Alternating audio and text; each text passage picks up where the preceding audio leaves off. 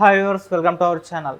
రష్మిక మందన రీసెంట్గా తన సోషల్ మీడియాలో ఒక పోస్ట్ పెట్టింది. అంటే కాస్త బీజేపీకి ఫేవర్గా ఉన్నట్టుగా ఉంది ఆ పోస్ట్. అయితే దానిపైన ప్రధాని నరేంద్ర మోదీ గారు కూడా రిప్లై ఇవ్వడం జరిగింది, కృతజ్ఞతలు కూడా తెలియజేశారు. అయితే ఇప్పుడు దీనిపైన ప్రముఖ క్రిటిక్ ఉమైర్ సంద్ ఒక ట్వీట్ చేశారు, సంచలన ట్వీట్. అంటే రష్మిక మందన 10 కోట్లు తీసుకొని బీజేపీకి ప్రచారం చేస్తుంది అన్నట్టుగా ఆయన చెప్పడం చూస్తున్నాం. సో అసలు దీంట్లో వాస్తవం ఎంత ఉంది, అసలు ఆ ట్వీట్లో ఏముంది? సో ఇదే అంశం మీద డిస్కస్ చేయడానికి ప్రజెంట్ మనతో పాటు ఇమ్మంది రామారావు గారు సీనియర్ జర్నలిస్ట్ ఉన్నారు. వారితో డిస్కస్ చేద్దాం. సార్ నమస్కారం. సార్ నమస్తే బాబు. సార్, రష్మిక మందన ఆ పోస్ట్ పెట్టడం, అంటే 10 కోట్లు తీసుకొని బీజేపీకి ఈ విధంగా ప్రచారం చేసిందని చెప్పేసి ఉమైర్ సంద్ చెప్పడం చూస్తున్నాం సార్. తను సోషల్ మీడియాలో పోస్ట్ చేశాడు. మరి దీన్ని ఏ విధంగా చూడాలంటారు sir?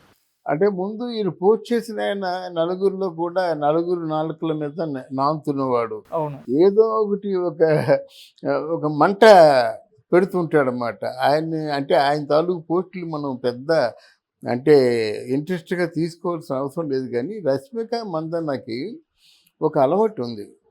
She's mad after money. డబ్బును బాగా ప్రేమిస్తుంది. అంటే ఒకసారి మన విజయ్ దేవరకొండ తమ్ముడు ఆనంద్ దేవరకొండ వదినాన్ని పిలిచేవాడు అన్నమాట మొదట్లో. అంటే వదినాన్ని పిలిస్తే నో అంటుండేది. మా అన్నయ్య నీ తగినవాడు కాదా అంటే, మీ అన్నయ్య కాదు, నాకు I have very high dreams అని చెప్పింది మాట. దానికి ఏంటంటే మహారాజు లాంటి వాడు, ఒక దివాన్ లాంటి వాడు, ఒక అట్లాంటి వాళ్ళు కావాలి. కానీ మామూలుగా సినిమా ఆర్టిస్టులు నేను ఆ జోలికి వెళ్ళను, వాళ్ళని లైక్ చేయను అని చెప్పింది మాట.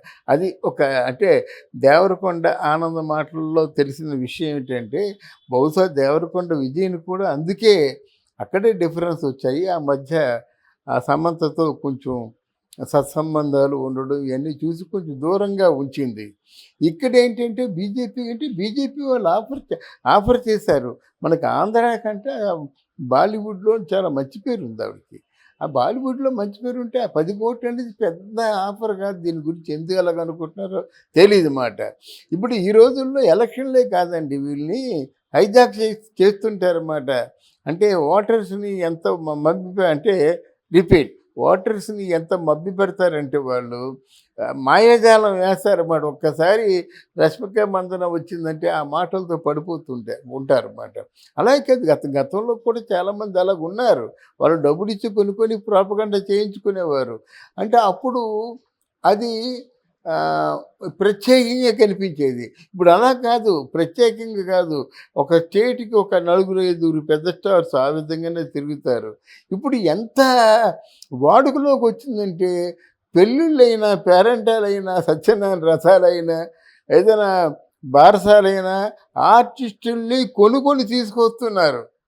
ఆర్టిస్టులకి పేమెంట్ ఇచ్చి, అమ్మ సత్యనారాయణ రథం ఉంది, మీరుంటే బాగుంటుంది, పెళ్ళి ఉంది, మీరుంటే బాగుంటుంది, ఎంత కావాలి, 2 లక్షల 3 లక్షల, వాళ్ళు అడిగినంత డబ్బు ఇచ్చి వాళ్ళు శుభ్రంగా భోజనం పెట్టి చీర సారీలు ఇచ్చి పంపిస్తున్నారు.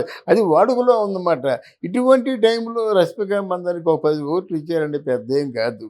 కానీ రష్మిక మందన అంటే చిత్తశుద్ధితో బీజేపీ పార్టీకి ఆవిడ ప్రాపగండా చేయడం మాత్రం మంచిదే.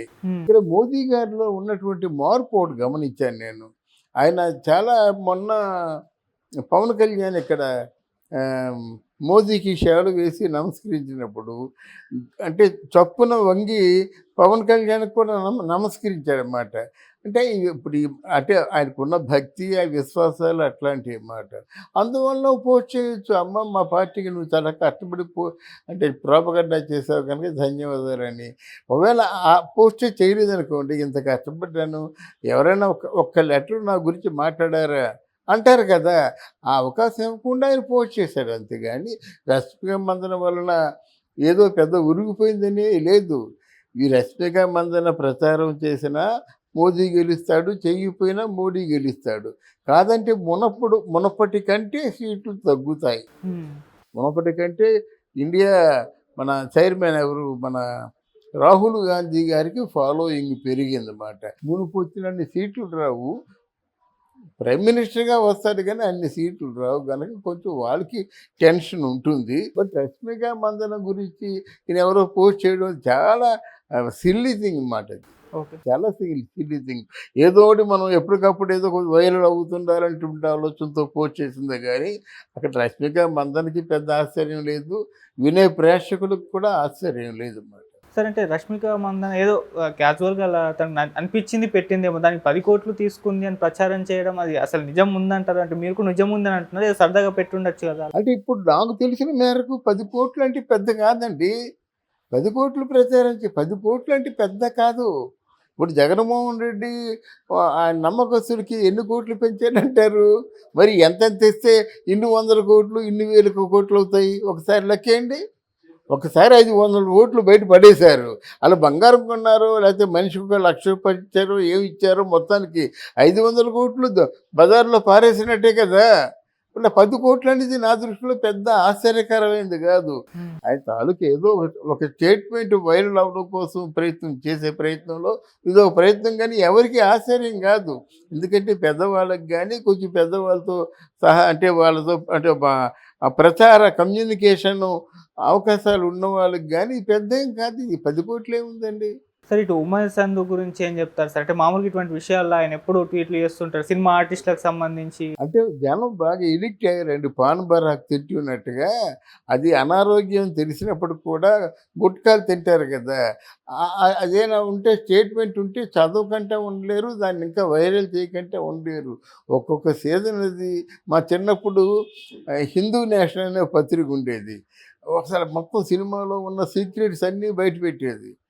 బయట పెడితే ఆ హిందూ నేషన్ వచ్చేసరికి, అంటే ఇప్పుడు హిందూ నేషన్ ఎప్పుడు ఉండేది చెప్తాను చూడండి. ఒక 50 సంవత్సరాల పూర్వం హిందూ నేషన్ అని బెంగళూరు నుంచి వస్తుండేది. ఇక్కడ ఉంటే కొడతారని ఆ బెంగళూరు నుంచి వస్తుంది. పిచ్చ రాతలు, పచ్చి రాతలు రాసేవాళ్ళు. దాని తర్వాత ఎవరు, మన కాగడా శర్మ గారు ఉండేవారు. కాగడాలో కూడా అదే మాట.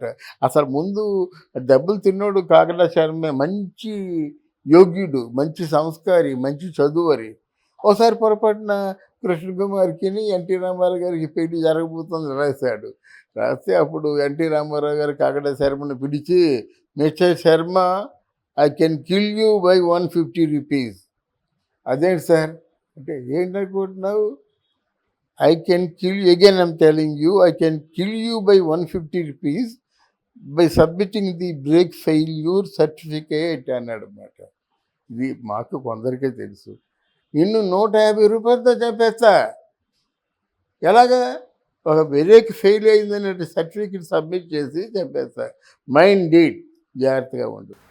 మరి అలాగే శోభనం బాబు కొట్టాడు శర్మ గారిని, ఇలాగ మాట. అప్పుడు అలా కొడుతుండేవారు. ఇప్పుడు అలా వైరల్ చేసే వార్తలు చెప్పేవాళ్ళు, రాసేవాళ్ళు ఎక్కువైపోయారు అన్నమాట. ఎవరిని కొడతారు, ఎంతమందిని కొడతారు అది.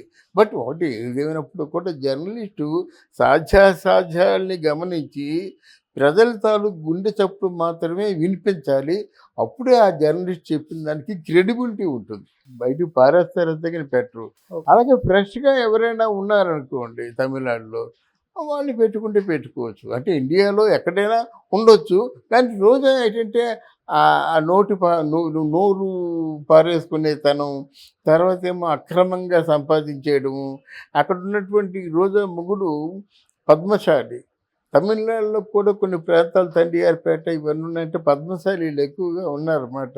వాళ్ళు ఓట్లు వేరు.